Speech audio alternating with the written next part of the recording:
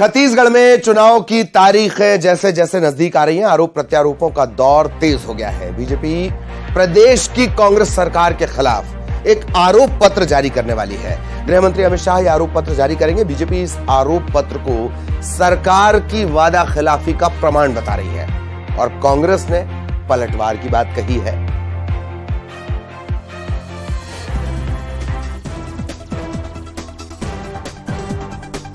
छत्तीसगढ़ में चुनावी दंगल में पार्टियां हर दांव पेच आजमा रही हैं। जनता को लुभाने के लिए वादों दावों का दौर तो जारी ही है और अब विरोधियों की कलाई खोलने की मुहिम भी शुरू हो गई है।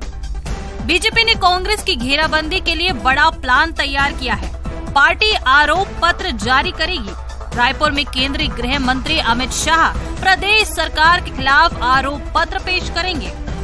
बीजेपी का कहना है कि प्रदेश की कांग्रेस सरकार ने वादा खिलाफी के कीर्तिमान रचे हैं। आरोप पत्र के जरिए कांग्रेस सरकार की नाकामियों और भ्रष्टाचार को उजागर किया जाएगा।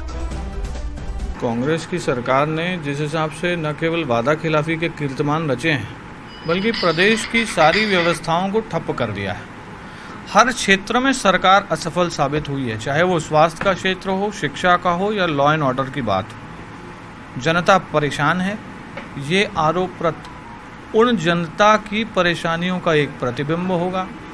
कांग्रेस सरकार की वादा खिलाफी का एक प्रमाण होगा। जितने भी आरोप हैं वो सारे ऑथेंटिक डेटा के साथ आरोप हैं और कांग्रेस को एक आईने के रूप में उसकी शक्ल दिखाई देगी कि 5 साल में आखिर उन्होंने किया क्या है। चुनाव से पहले बीजेपी का ये आरोप पत्र कांग्रेस की परेशानियां बढ़ा सकता है। ऐसे में कांग्रेस इसका तोड़ निकालने में जुटी है और बीजेपी के आरोप पत्र के जवाब में काला चिट्ठा जारी करने की बात कह रही है। कांग्रेस का कहना है कि बीजेपी के पास छत्तीसगढ़ में मुद्दे ही नहीं है। देखिए, भारतीय जनता पार्टी के पास छत्तीसगढ़ में मुद्दे नहीं है। अमित शाह के पहले हम लोग भारतीय जनता पार्टी के काले कारनामों का, भाजपा का काला चिट्ठा कल घोषित करेंगे। गृह मंत्री अमित शाह 1 सितंबर को रायपुर दौरे पर आने वाले हैं। रायपुर में गृह मंत्री 2 सितंबर को कांग्रेस सरकार के खिलाफ आरोप पत्र पेश करेंगे। वहीं बीजेपी का कहना है कि ये आरोप पत्र सरकार की वादा खिलाफी का प्रमाण होगा, जिसके जरिए कांग्रेस सरकार को आईना दिखाया जाएगा। आकाश शुक्ला, न्यूज़ 18 रायपुर।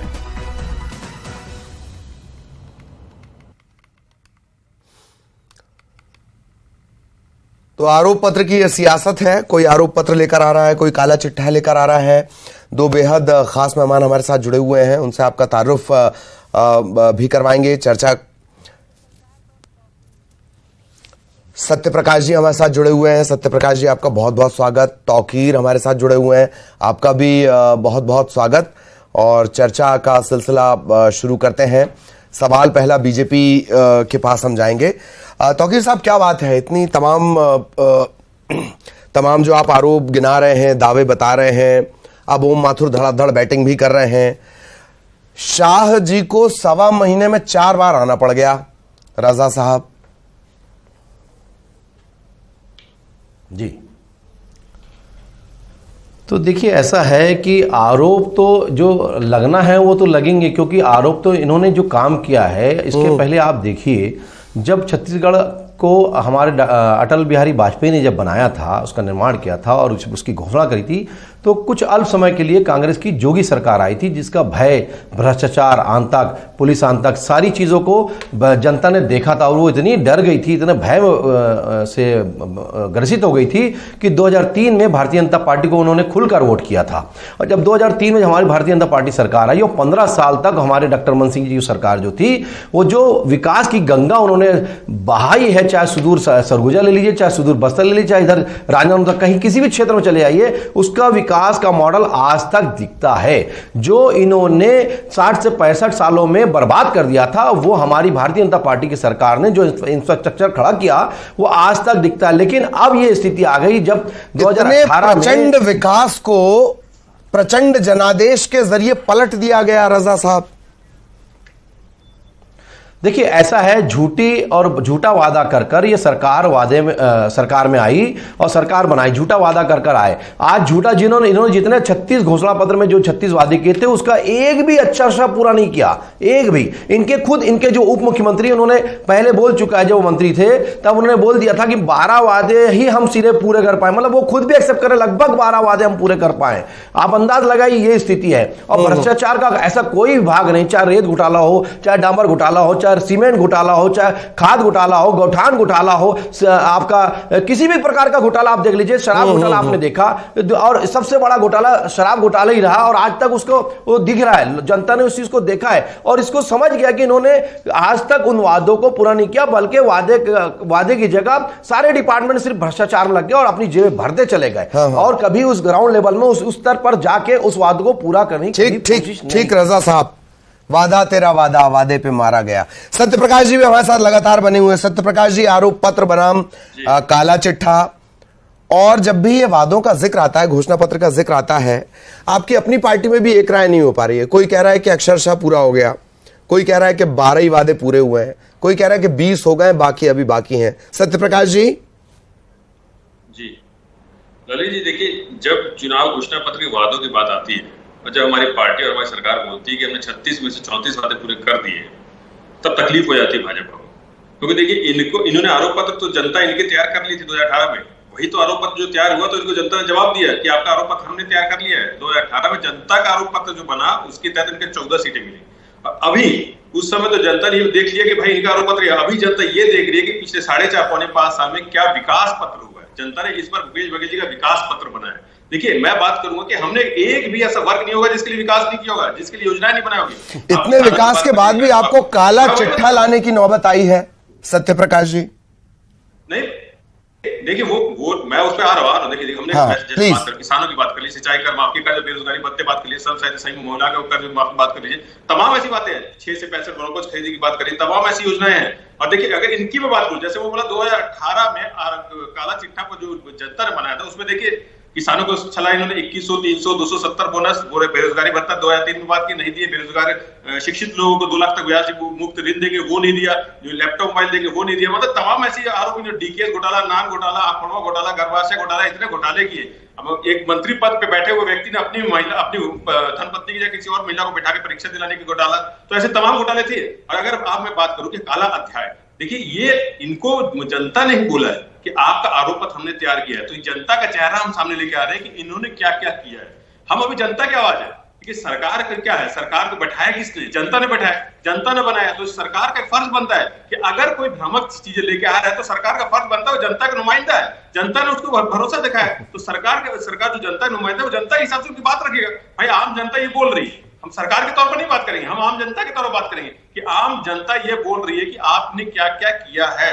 हम जनता की आवाज बन के सामने बात रखेंगे। देखिए, एक बात तो बोलूंगा, कांग्रेस पार्टी हर आम जनता के लिए लड़ती है, सड़कों पे लड़ती है, महंगाई, बेरोजगारी, स्वास्थ्य के लिए, शिक्षा के लिए, आप मोदी जी के घोटाला के लिए, अडानी के लिए। हमारी सरकार, हमारी पार्टी पे बात करो तो हम तो आम जनता के लिए लड़ते हैं। तो मैं काला अध्याय भी जो लेके आएंगे वो आम जनता की आवाज होगी। हम आम जनता की आवाज को बीजेपी के सामने लेके आएंगे कि आम जनता क्या बोल रही है। ये देखिए, पहले आप 2018 में आरोप पत्र आम जनता ने बनाया था और अब काला अध्याय भी आम जनता ही बना के दिखाएगी। जी जी जी, चलिए रजा साहब, आप कोई पॉइंट रखना चाह रहे हैं? पहले वो रख दीजिए, फिर मैं थोड़ा आरोप पत्र को लेकर चर्चा करूंगा। जी प्लीज। जी, इन्होंने अभी इल्जाम लगाया कि 15 साल हमारी सरकार ने ये घोटाला हुआ वो घोटाला हुआ, 4.5 साल आज होने को हो गए हैं। इन 4.5 साल में इनकी सरकार ने क्या किया? एक भी आरोप पत्र लगाया या आरोप करके किसी को अंदर किया? मैं चुनौती देता हूं फिर से मंत्री जी को, बघेल जी को, अंदर करके दिखाई ना, झूठ आऊंगा मैं आपके पास, आ जाएगा आऊंगा। रजा साहब को सुन लेते हैं, प्रकाश जी थोड़ा करिए, ध्यान रखिए। ऐसा है, इनके मुख्यमंत्री चूड़ी पहन के बैठ गए, अगर इल्जाम लगाते हैं तो उसको उसके जेल तक पहुंचाना था, क्यों नहीं पहुंचाया आज तक? जेल तक क्यों नहीं पहुंचाए? आपको वहां तक पहुंचाना था, क्यों नहीं पहुंचाए आज तक? अगर आप शब्दों का चयन, मंत्री जी सिर्फ झूठ बोलते आ गए। अरे झीरम घाटी का सबूत अपने हाथ में रखने वाले बता रहे हैं जेब में है, कहां है? आज तक वो हाथ निकाले नहीं, वो हाथ क्या कट गए? वो हाथ क्या कट गए? आप ऐसे ऐसे वादे कर रहे हैं, जनता आपसे तरस हो चुकी है और उसके बाद भी आप वादा करते हैं। युवाओं की अगर बात करें, आप आइए, अटल जी से आपने अपने जवाबों की शुरुआत की, बेरोजगारों के लिए जो भत्ते, उन्हीं अटल जी ने कहा है कि शब्दों की गरिमा मर्यादा थोड़ी रखनी चाहिए, प्लीज। हाँ सत्य प्रकाश जी, हकीकत यह है, बिल्कुल ऐसा है कि इंसान को इस चीज को समझना चाहिए। ग्राउंड लेवल पर जो योजनाओं को पहुंचाना चाहिए था उन्होंने नहीं पहुंचाया, सिर्फ झूठा वादा किया, झूठे वादा पूरा नहीं किया। चलिए मैं आरोप, ठीक वापस आएंगे जी, आरोप पत्र पे आएंगे। आज मंदिर बनने में कई साल लग जाते हैं, ठीक। मैं आरोप, सत्य प्रकाश जी जवाब दीजिए, फिर मैं जाऊंगा रजा साहब के पास। देखिए इन्होंने बात की कि जांच, मैं आपको धीरे धीरे जांच गिना देता हूँ। शराब घोटाला जांच 2018 में राम सुंदर दास, एक ऐसा व्यक्ति ओएसडी 9 साल तक विभाग में बना रहे थे, सेवानिवृत्त व्यक्ति, जब 2018 में सरकार बदलती है तो गायब हो जाता है और उसको पुलिस पकड़ने के लिए आती है, वो बेल पे भी बाहर है, जांच चल रही है, ठीक है। अरे शराब घोटाले की तो बात ही मत करिए, गंगा जल हाथ में लेके आपने कसम खाई थी शराबबंदी की, ये तो सबसे बड़ा वादा था, ये तो सबसे बड़ा आपका ट्रम्प कार्ड था। क्या करा आपने? पौने 5 साल में समितियां सिर्फ समिति बनाते रह गए, आज तक उसको शराबबंदी नहीं कर पाई। आपकी इच्छा शक्ति नहीं है शराबबंदी करने की, और आप बात करते हैं। और शराब घोटाला ऐसा किया, समानांतर सरकार के साथ, समानांतर सरकार की दुकानों के साथ एक अपनी दुकान चलाते रह गए। चलिए ठीक, तौकीर रजा साहब, चलिए ये तय है आप लोग आएंगे तो फिर शराब बंद करेंगे, नहीं? आपकी बातों से ऐसा लग रहा है, ठीक है। तौकीर रजा साहब, इससे पहले, अरे वापस आरोप पत्र पे आते हैं भाई। सत्य प्रकाश जी रुक जाइए ना प्लीज, वापस आरोप पत्र पे। 2003 में इससे पहले, और तब बड़ी जिम्मेदारी बृजमोहन जी को दी गई थी, उन्होंने ये तैयार किया था, तब जोगी हुआ करते थे। क्या वजह रही कि इस बार आप लोगों ने सिर्फ आरोप बताए हैं, तैयार ये दिल्ली से हो रहे हैं? कोई ऐसा तो नहीं है छत्तीसगढ़ में काबिलियत की कोई कमी तो नहीं है बीजेपी में जी? नहीं देखिए, ऐसा है, ये कोई चीज कहीं तैयार नहीं होती, सब यहीं होती है, यहीं की चीजें यहीं बननी है और यहीं सामने आनी है। ये तो खैर अमित शाह जी बताएंगे वो क्या आरोप पत्र लेके आ रहे हैं, वो तो हम बता नहीं सकते। वो एक बार आप कह रहे हैं सब यहीं तैयार हो रहा, फिर आप कह रहे हैं अमित शाह जी बताएंगे। बिल्कुल अमित शाह जी इसको बताएंगे ना भाई, जो मामला है आरोप पत्र लेके अगर आ रहे हैं तो अमित शाह जी इसको सामने करेंगे। मैटर वो नहीं है, मैटर ये है कि जिस बात का आरोप लग रहा है वो बताइए ना। इनके पर जो घोटालों के आरोप लगे, इसको कहां इनकी सरकार ने उसको खत्म करने की कोशिश की? उल्टा ईडी जब इल्जाम लगाने जाती है, पकड़ती है, तो उनके सपोर्ट में इन लोग बैठ जाते हैं, घेराबंदी कर देते हैं, बदतमीजी करते हैं ईडी के अधिकारियों के साथ। आप किसके साथ है पहले तय कर लीजिए, ये जनता देख रही है। आप भ्रष्टाचारियों के साथ खुलेआम आ रहे हैं, भ्रष्टाचारियों के साथ में, और बताते हैं कि उन्होंने भ्रष्टाचार नहीं किया। अगर भ्रष्टाचार नहीं किया तो जज ने या अदालत ने उनको जमानत क्यों नहीं दे पाई आज तक? तो आप बताइए किस तरह से हरकतें हो रही है। तो आप खुलेआम आप भ्रष्टाचारियों के साथ हैं ये बताना चाह रहे हैं, अब ये बताइए। तो ऐसे कई सारे आरोप हैं, ऐसे कई सारे घोटाले हैं, ये समय बताएगा कौन क्या करता है। अरे चलिए तौकीर रजा साहब, आप कह रहे हैं स्थितियां इतनी बिगड़ी हुई हैं, घोटाले हैं, आरोप पत्र आप बना रहे हैं और केंद्रीय योजनाओं में बड़ी बाधा डाली गई, और इन तमाम आरोपों के बीच राष्ट्रपति द्रौपदी मुर्मू ने कहा है सबसे बढ़िया राज्य के सबसे बढ़िया मुख्यमंत्री। क्यों भाई? देखिए बिल्कुल, देखिए हमारी जो संस्कृति जो परिमाटी रही है, किसी के साथ कोई अच्छा लगता है, मिलता है, अच्छे से सेवा आवभगत करता है संस्कारिक रूप से, तो बिल्कुल हमारी राष्ट्रपति जी ने उनको बिल्कुल सबसे अच्छा बोल दिया, तो उसमें क्या बुराई होगी? अच्छी बात है, कोई बोलने से थोड़ी हो गया। उनको जो चीज पता नहीं होगी, हो सकता है उनके पास वो जानकारी नहीं होगी, लेकिन क्या है ये जनता तो जान रही है ना, और जनता चुनाव में ये सबक सिखाने वाली है कि ये भ्रष्टाचारी वादा खिलाफी सरकार जो है सिर्फ वादा खिलाफी कर रही है, वादे पूरे नहीं कर रही है। वादा तो पूरा करना होगा इनको, और मात्र अभी 1-1.5 महीना बच्चा है चुनाव आचार संहिता लगने में, और जनता इसको सबक सिखा देगी, फिक्र मत करिए। ठीक। चलिए सत्य प्रकाश जी, आप कुछ बोलना चाह रहे थे, प्लीज।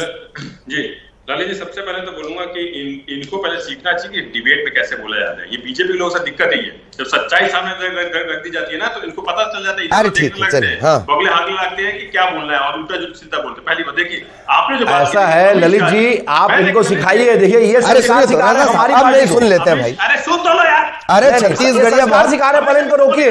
नहीं, ये सिखाने की बात कर रहे हैं छत्तीसगढ़, इन्होंने क्या बोला और मैंने क्या बोला, आप रिकॉर्ड चेक कर लीजिए। अब शब्दों का प्रयोग कौन करता है देख लीजिए, ये मेरे संस्कार हैं। अगर मैं कोई संस्कार रूप से कोई गलत शब्द बोलता हूं तो मैं उसका जवाबदार हूं और जवाबदेह हूं। लेकिन इन्होंने जो बोला, इनके मुख्यमंत्री ने क्या बोला ये भी देखिए। अगर संस्कार की बात कर रहे हैं, ए लड़की बैठ जा, मुख्यमंत्री को जब रिपोर्ट करने गई, शिकायत करने गई, लड़की बैठ जा, नेतागिरी मत कर, ये किसने कहा? खुलेआम सबको क्या बोल रहे हैं मुख्यमंत्री जी?